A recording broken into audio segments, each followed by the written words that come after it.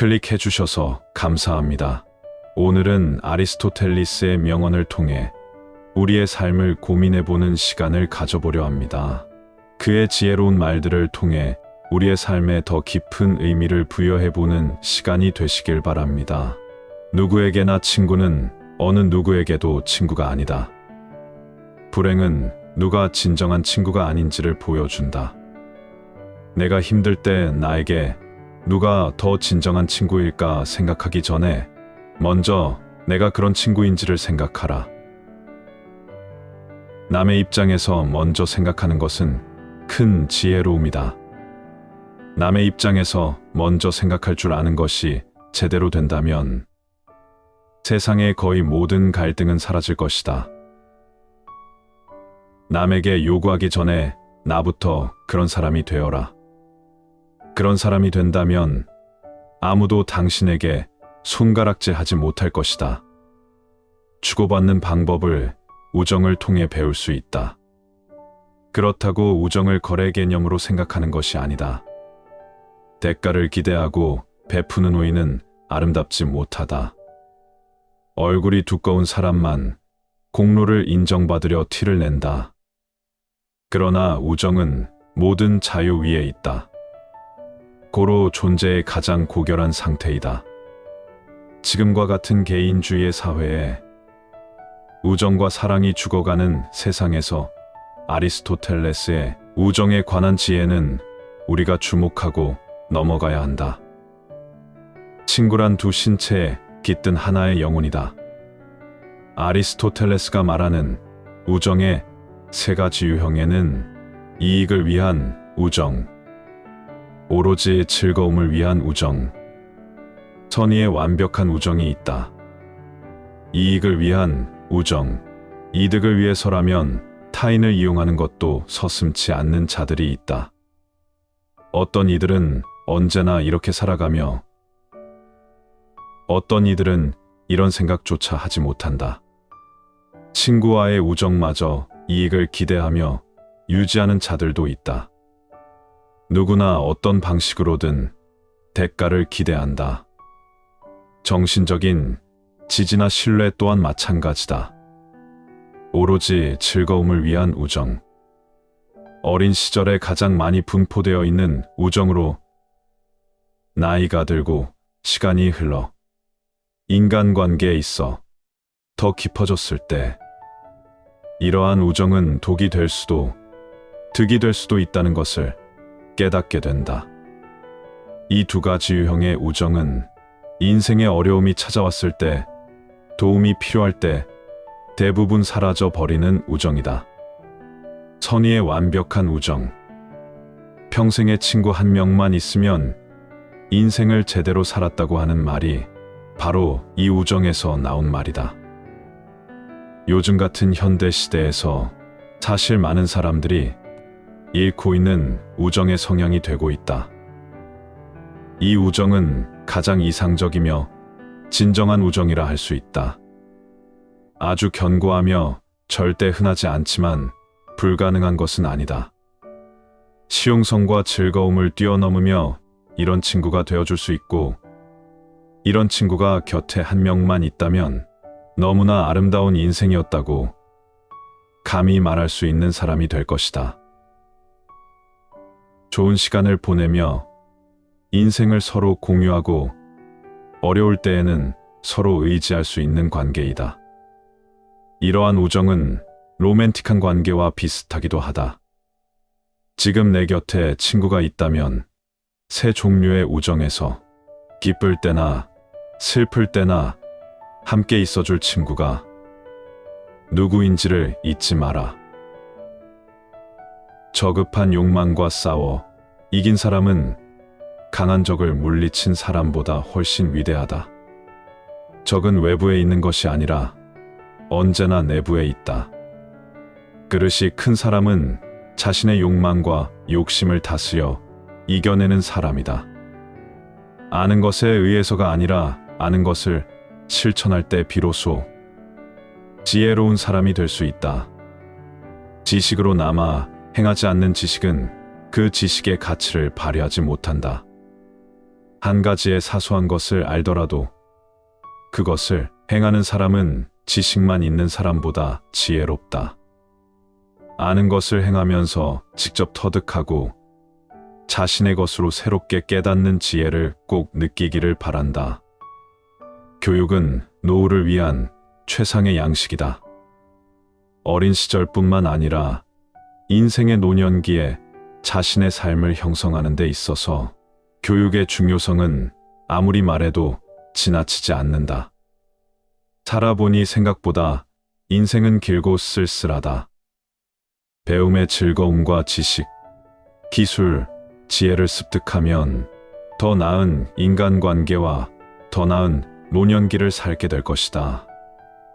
인생은 순환이다. 순환에는 선순환과 악순환이 있다. 순환이 시작되는 것은 아주 작은 것에서부터 시작된다. 가령 미소를 짓는 작은 행위, 자세를 곧게 펴는 단순한 행위만으로도 선순환의 시작이 되어 이 작은 날개짓이 나비 효과가 되어 삶 전체를 바꾼다. 미소를 짓거나 어깨를 펴고 자세를 곧게 하면 몸에서는 세로토닌, 엔도르핀이 분비되면서 좋은 호르몬이 나오게 되고 그 좋은 기분의 영향으로 내가 하는 일 모든 것에 영향을 주게 된다. 그 영향은 내가 만나는 모든 사람에게 영향을 끼치고 매 표정과 목소리, 자신감 모든 것에 관여를 한다. 이 작은 행동을 하루, 일주일 생각날 때마다 하고 습관이 되게 하라. 결국 한 달, 1년, 나의 모습뿐 아니라 관상이 변하고 인생이 달라지게 되는 경험을 많은 사람들이 증명하고 있다. 감정은 삶에서 필수적이지만 통제되어야 한다. 인생을 살면서 생기는 거의 모든 문제는 감정 때문이다. 우리가 감정을 통제하지 못해 발생했던 많은 일들을 한번 생각해 보아라. 5번의 감정 소모 중 2번이라도 줄일 수 있다면 얼마나 삶이 더 평화로워지겠는가? 흔들리는 나무를 보며 한 제자가 스승에게 물었다. 스승님, 저것은 나무가 흔들리는 겁니까? 바람이 흔들리는 겁니까? 스승이 대답했다. 흔들리는 것은 나무도 아니고 바람도 아니니 물은 내 마음뿐이다. 어떤 일을 통해 감정이 흔들린다면 그것을 통제하고 바로잡을 수 있는 방법은 오로지 너의 마음을 통제하는 방법뿐이다. 모든 문제를 해결하는 방법도 결국 내 안에 있는 법이다. 그 어느 누구도 통제하려 하지 말고 오직 자기 자신의 마음을 다스리는 것만 감정을 통제하는 것이다. 그러면 비로소 자연스럽게 타인까지 통제할 수 있는 힘을 갖게 된다. 스스로 절제하고 통제하라. 논쟁을 피하라. 논쟁을 피하는 것만으로도 감정의 골이 깊어지는 수많은 싸움들을 방지할 수 있다. 싸움이나 갈등은 인간 삶의 자연스러운 부분이지만 가능한 한 피해야 한다. 싸움에서 이기는 가장 지혜로운 방법은 싸우지 않는 것임을 잊지 말라. 갈등이 생겼을 때 감정적으로 반응하는 대신 잠깐 멈추고 상황을 피하라. 똥이 무서워서 피하는 사람은 없다. 그것이 지혜로움임을 잊지 말라. 누구에게나 친구는 어느 누구에게도 친구가 아니다. 불행은 누가 진정한 친구가 아닌지를 보여준다. 내가 힘들 때 나에게 누가 더 진정한 친구일까 생각하기 전에 먼저 내가 그런 친구인지를 생각하라. 남의 입장에서 먼저 생각하는 것은 큰 지혜로움이다. 남의 입장에서 먼저 생각할 줄 아는 것이 제대로 된다면 세상의 거의 모든 갈등은 사라질 것이다. 남에게 요구하기 전에 나부터 그런 사람이 되어라. 그런 사람이 된다면 아무도 당신에게 손가락질 하지 못할 것이다. 주고받는 방법을 우정을 통해 배울 수 있다. 그렇다고 우정을 거래 개념으로 생각하는 것이 아니다. 대가를 기대하고 베푸는 우위는 아름답지 못하다. 얼굴이 두꺼운 사람만 공로를 인정받으려 티를 낸다. 그러나 우정은 모든 자유 위에 있다. 고로 존재의 가장 고결한 상태이다. 지금과 같은 개인주의의 사회에 우정과 사랑이 죽어가는 세상에서 아리스토텔레스의 우정에 관한 지혜는 우리가 주목하고 넘어가야 한다. 친구란 두 신체에 깃든 하나의 영혼이다. 아리스토텔레스가 말하는 우정의 세 가지 유형에는 이익을 위한 우정, 오로지 즐거움을 위한 우정, 선의의 완벽한 우정이 있다. 이익을 위한 우정, 이득을 위해서라면 타인을 이용하는 것도 서슴지 않는 자들이 있다.